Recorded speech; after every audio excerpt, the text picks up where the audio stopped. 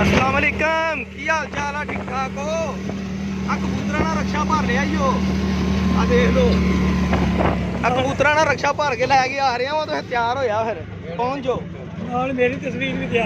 तेरी भी देनी है इन्हें लैके दिते भाई ने सानू कबूतर भाई ये साडा वीर आ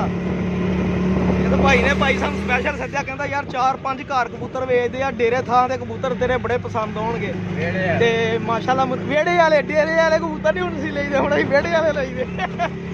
लोकी हुण कापियां करन लग पे साडियां डेरे वाले कबूतर है चंगी मैं कहा असीं डेरे वाला नां लिया जी ये वेड़े वाले आ भाजी वेड़े वाले कबूतर आ देख लो ते आ देख लो इदां दे वेड़े सीगे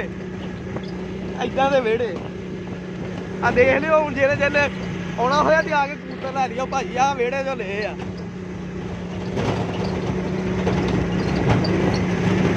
ए वेड़ियां चो हुण पछाण लियो कित्थे दा वेड़ा वा दसना नहीं असीं पुज्जना तुसीं आप आ